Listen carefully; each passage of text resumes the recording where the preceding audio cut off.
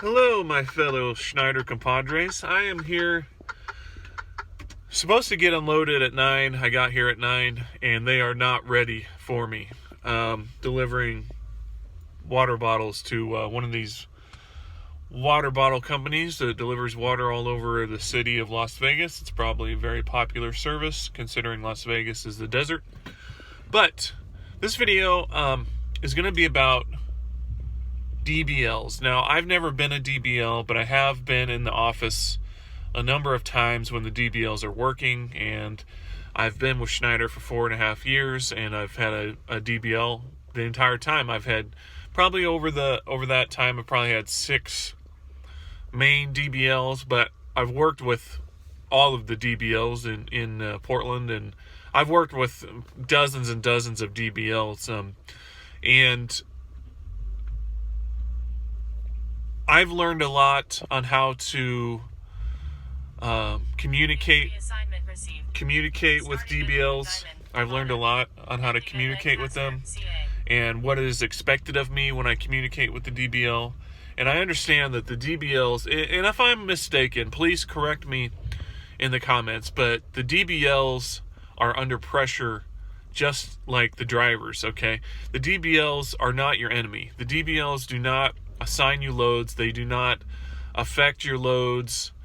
They can put requests into the planners, but they don't make that call. They're just the in-between guy between Green Bay and you, and they are there to help you. The DBLs have anywhere between 30, 40, 50, 60, up to over 100 drivers that they are taking care of on any given day. If it's the weekend, it's up in the hundreds. And it's one phone call after another. Ring, oh, I'm stuck in the mud. Okay, ring, ring, oh, I'm late for my delivery. What do I do? Ring, ring, oh, I'm too early for my delivery. They won't take me. Oh, ring, ring, oh, my dog is sick. I need to get home. Ring, ring. I mean, it's one after another all day long, every day. So, they're very busy. So, I have learned that when I call in, I have all my information in front of me. I have everything that they could possibly ask. I have in front of me and ready to give them to make my phone call with them as short and concise as I can. So, I have all my information that happened this morning. So I was given a load, a pre-assignment that I was picking up a relay, but it was showing that the relay wasn't going to arrive until after the appointment delivery time. So the relay wasn't going to get to me in time that I could pick it up and take it in to the delivery. It was an impossible situation. So I got all my information. I got the load information in front of me. I know what my clocks are. I know exactly. I have everything in front of me. So I call my DBL. Ring, ring. Hello, this is my DBL.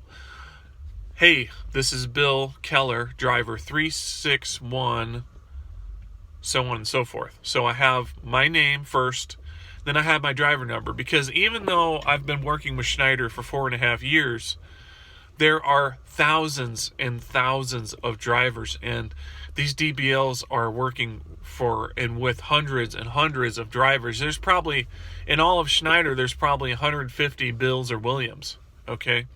So don't take it personally if they don't know you by name. They know me by name because I've been working with some of them for years. But don't be upset if they don't know you by name. It's not an insult. They're not hurting your feelings on purpose. It's just that the volume of calls that they have and the volume of work that they're doing, they need to know who they're speaking with, and the reason I give my name and my number is because as soon as I give them my driver number, they can punch that in and see where that's what they use to pull up your information, all of your loads, where you're at, all that stuff. They use your driver number. So just calling and say, hey, this is John Jones, I need help. They're going to ask you for your driver number, because they probably don't know who that is right off the top of their head, and they've probably just had like 50 calls in a row. So I give my name, I give my driver number, I give a concise I give them concise information. Okay, this load is showing it's not going to be in Las Vegas until 11 o'clock. The load is supposed to deliver before 10 o'clock in Utah. It's an impossible situation. So they say, okay, let me look at that. Let me put you on hold. Okay, this is another thing. They're not putting you on hold to be jerks. They're putting you on hold because they have to contact someone in Green Bay. They have to contact another party. And that other party is also inundated with work. They probably have the planner has who knows how many drivers, maybe even thousands of drivers that they are trying to get loads, trying to make Schneider money. So just because it's your biggest problem right at the moment, it's all encompassing for you, they have hundreds of other issues that they're working at the same time. So they're not putting you on hold to be jerks. They're putting you on hold because the gears have to grind to get that information. So I was on hold for a bit. Comes back. Okay, we saw that. We're going to have that pulled off you. What's your NAT? Okay, I give him my NAT. And that's it. You move on. Not all problems are that easy to solve. And as a new driver, when I was brand new, I was calling a lot. I was calling, my first couple weeks, I was calling, 8 times a day. That might be an exaggeration. I was calling a lot because how do I do this? I don't know how to do this on the tablet. I don't know how to, oh my gosh, so many things. But guess what? Your DBL is there to help, okay? As long as you have your information concise and available, they can help you. But if you call and you don't know, okay, what load are you on? Oh, I don't know. One of these loads. Okay, where are you at? Oh, I don't know. I'm somewhere. So have your ducks in order before you call. Your DBLs. I've had probably 6 DBLs. All of my personal DBLs have been great. When I was green, I did frustrate them because I was so green, but we got through it. I only had one DBL, and I'm not going to mention him by name, but other drivers had issue with this fellow. I'm not going to even say where he works out of because you could probably narrow it down. But this DBL was very, very disrespectful. I mean, he got to the point where he was almost calling, the driver's dumb. And it's one thing to be frustrated. It's another thing to be insulting, to insult the drivers personally or anything. So there's a line between being short and being precise and being, sometimes needing okay, had to back in there. So basically what I was saying is there's a line between being curt or precise and being disrespectful.